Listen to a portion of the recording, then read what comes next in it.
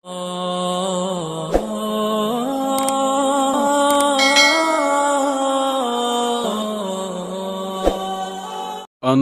ষড়যন্ত্র, ক্ষমতার লালসা, এই তিনে গড়ে উঠেছিল কিছু মানুষের কাহিনী যারা নিজেদের নবী দাবি করেছিল। তারা ভাবত মিথ্যার উপরই তারা এক নতুন সাম্রাজ্য গড়ে তুলবে। কিন্তু ইতিহাস কি কখনো মিথ্যার পক্ষে দাঁড়ায়? না। এরা কারা ছিল, কেন তারা এমন দাবি করেছিল এবং কিভাবে ধ্বংস হয়ে গিয়েছিল তাদের সাম্রাজ্য? আজ আমরা জানব ইতিহাসের সেই মিথ্যা নবীদের গল্প, যারা চেয়েছিল সত্যকে মুছে দিতে, কিন্তু নিজেরাই হারিয়ে গিয়েছে কালের অতল গহ্বরে। যারা নিজেদের মিথ্যা নবী দাবি করেছিল তাদের ভিতর অন্যতম হচ্ছে মুসাইলিমা আল কাজ্জাব,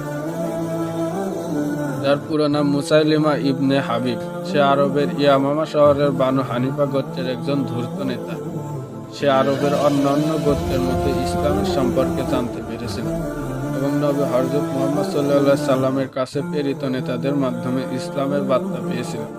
কিন্তু সে ইসলাম গ্রহণের পরিবর্তে নিজের নবুয়তের দাবি করে। আমাদের প্রিয় নবী হযরত মুহাম্মদ সাল্লাল্লাহু আলাইহি সাল্লাম যখন গোত্রে গোত্রে ইসলামের দাওয়াত পাঠাচ্ছিলেন, তখন মুসাইলিমা প্রথমে ইসলাম গ্রহণের ভান করেছিল, কিন্তু পরবর্তীতে সে ঘোষণা দেয়, আমিও নবী মুহাম্মদ সাল্লাল্লাহু আলাইহি সাল্লামের নবুয়তের অংশ।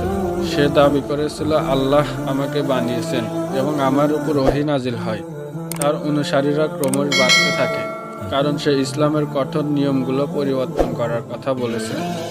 মানুষকে আকৃষ্ট করার জন্য সে ঘোষণা করেছিল, নামাজ কম পড়তে হবে, যাকাত দিতে হবে না, যুদ্ধের বদলে সহজ জীবনযাত্রা গ্রহণ করতে হবে। এইসব লোভনীয় অফার অনেক মানুষকে বিভ্রান্ত করে ফেলেছিল এবং তারা মুসাইলিমার অনুসারী হয়ে যায়। মুসাইলিমা নবী হযরত মুহাম্মদ সাল্লাল্লাহু আলাইহি সাল্লামকে একটি চিঠি পাঠিয়ে দাবি করেছিলেন, আমি আল্লাহর নবী, তোমার মতো আমিও নবুয়তের ভাগ পাই। চলো আমরা আরবকে দুই ভাগে ভাগ করে নেই, এক ভাগ আমার আর এক ভাগ তোমার। নবী হযরত মুহাম্মদ সাল্লাল্লাহু আলাইহি সাল্লাম স্পষ্টভাবে জানিয়ে দিলেন, মুসাইলিমা মিথ্যাবাদী, তার নবুয়তের কোনো সত্যতা নেই। নবী হযরত মুহাম্মদ সাল্লাল্লাহু আলাইহি সাল্লামের মৃত্যুর পর খলিফা আবু বকর রাদিয়াল্লাহু তাআলা আনহু তার বিরুদ্ধে যুদ্ধের ঘোষণা করেন, যে যুদ্ধের নাম ছিল যুদ্ধুল ইয়ামামা। মুসাইলিমা বাহিনীর সংখ্যা ছিল 40,000। তারা ছিল অত্যন্ত ভয়ঙ্কর। মুসলিম বাহিনীর নেতৃত্বে ছিলেন খালিদ ইবনে ওয়ালিদ রাদিয়াল্লাহু তাআলা আনহু, যাকে আল্লাহর তরবারি বলা হতো। প্রথম দিকে মুসাইলিমার বাহিনী শক্তিশালী ছিল, কিন্তু যুদ্ধের মাঝপথে মুসলিম যোদ্ধারা সংগঠিত হয়ে তাদের ভয়ঙ্করভাবে আক্রমণ করে। যুদ্ধ চলাকালীন এক সময় মুসলিম বাহিনী মুসাইলিমাকে একটি বাগানে আটকে ফেলে।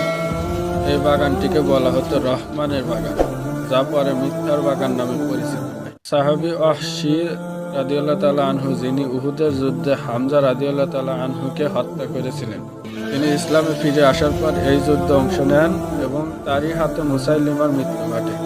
মুসাইলিমা ধূর্তের মতো লুকিয়েছিল, কিন্তু শেষ পর্যন্ত তার গলায় বর্শা বেঁধে যায় আর সে মারা যায়। মুসাইলিমা মৃত্যুর পর তার অনুসারীরা পালিয়ে যায় এবং তার মিথ্যা নবুয়তের সমাপ্তি ঘটে।